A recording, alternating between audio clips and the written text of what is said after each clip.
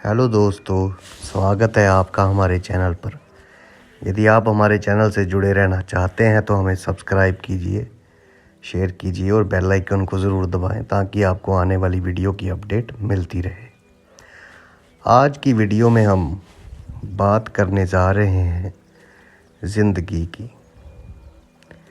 ज़िंदगी दुल्हन है एक रात की, कोई नहीं मंजिल है जिसके अहिवात की। मांग भरी शाम को बहारों ने, सेज सजी रात चांद तारों ने।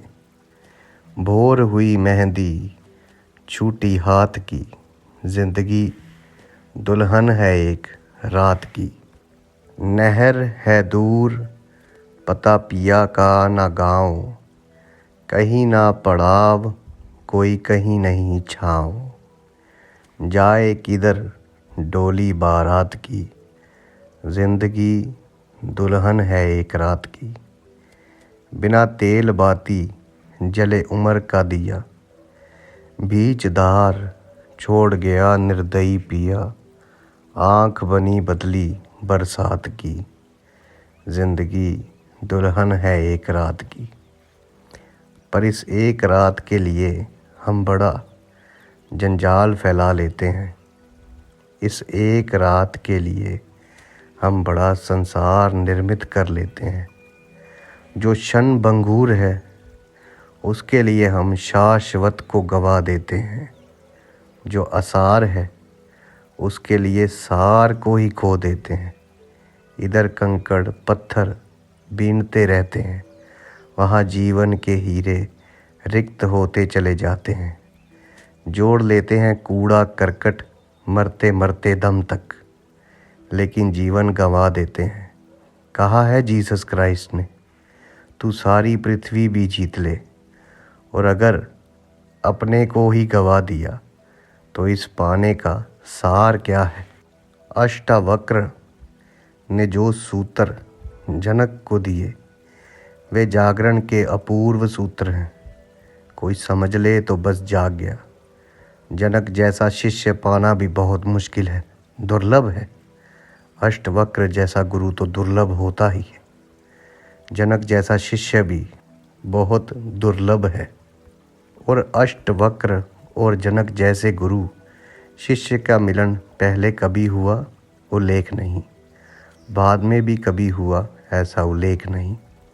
शायद दोबारा ये बात घटी ही नहीं।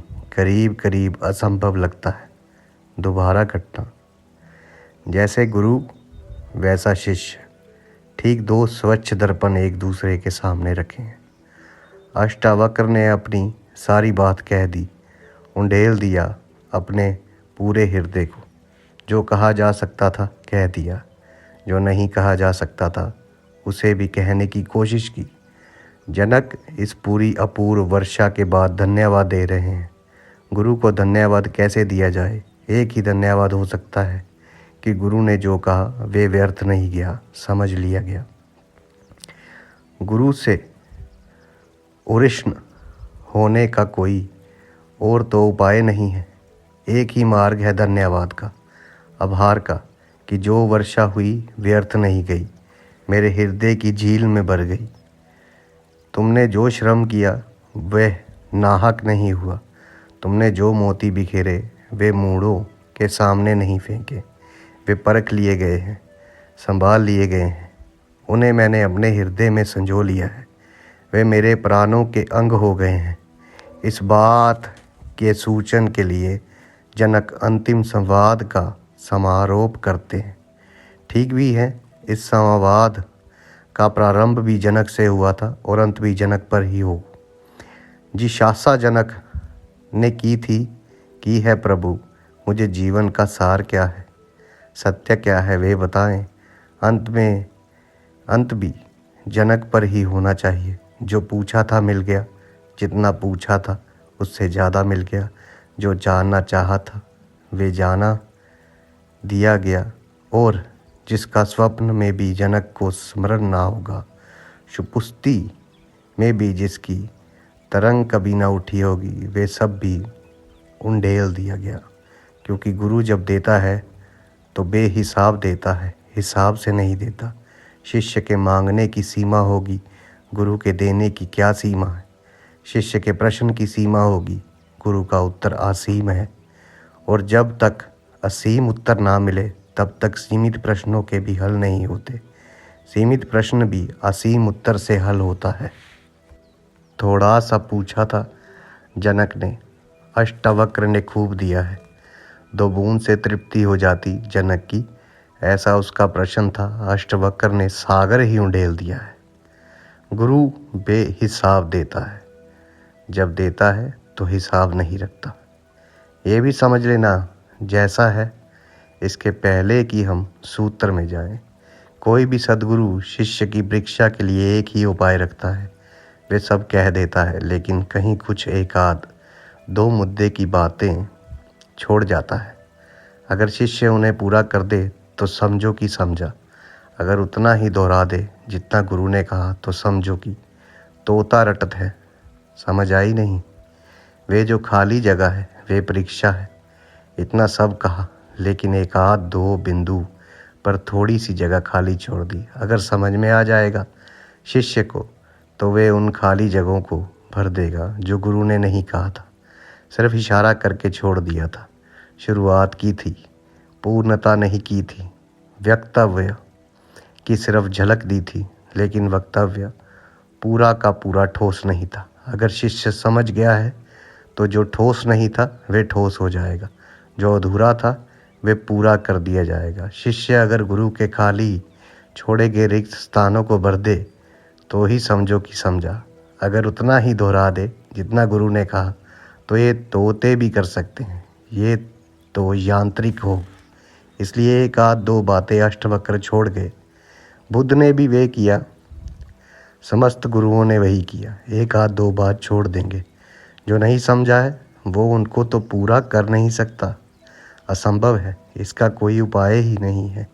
वे उन्हें पूरा कर सके, इसको किसी भी चालबाजी से पूरा नहीं किया जा सकता, किसी भी बौद्धिक व्यवस्था से पूरा नहीं किया जा सकता। अनुभव ही भर सकता है उन रिक्त स्थानों को, और जनक ने उनको भर दिया। वही धन्यवाद है, वही धन्यवाद है। अष्टवक्र कहते हैं कि यदि तुमने ठीक से सुन लिया तो कुछ और करना ज़रूरी नहीं, करना पड़ता है, क्योंकि तुम ठीक से नहीं सुनते।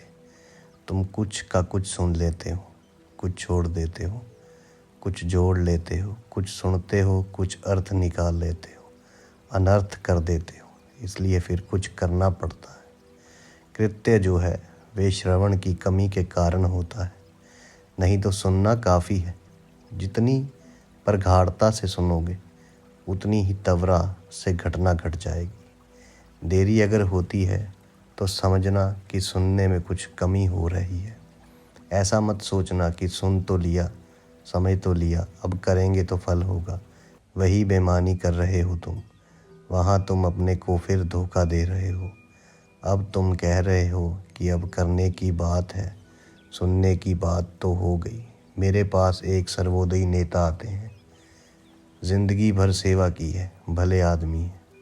1-2 शिविरों में आए, फिर मुझे मिलने आए। मैंने पूछा कि अब दिखाई नहीं पड़ते, तो उन्होंने कहा अब क्या करूं आकर, आपको सुना समझा, अब जब तक उसको कर ना लूं तब तक आने से क्या, अब करने में लगा हूं, जब हो जाएगा। तो मैंने उनसे कहा, फिर सुना ही नहीं, समझा ही नहीं, सुन लिया, समझ लिया, करने को नहीं बचना चाहिए, करने की बात ही गड़बड़ है।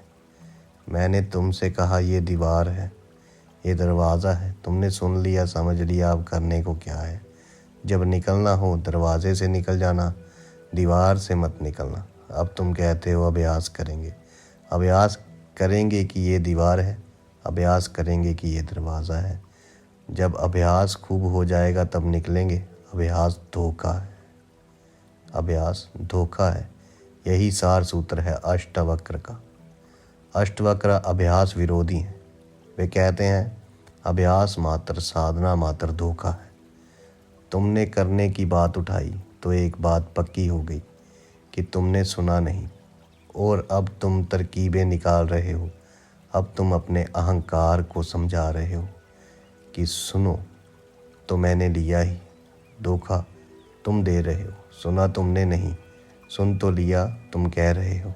अब करेंगे, करने से ही होगा ना, सुनने से क्या होता है। लेकिन सत्य की महिमा यही है कि सुन लिया तो हो गया। सत्य कोई साधारण घटना थोड़ी ही है, तुम्हारे कृत्य पर थोड़े ही निर्भर है सत्य। तुम्हारे करने से सत्य थोड़े ही पैदा होता है। सत्य तो है, तुम्हारी आँख के सामने खड़ा है, तुम्हारे हृदय में धड़क रहा है। करना क्या है, एक हुंकार में, एक उद्घोष में समरण आ सकता है, शरण मात्रेण।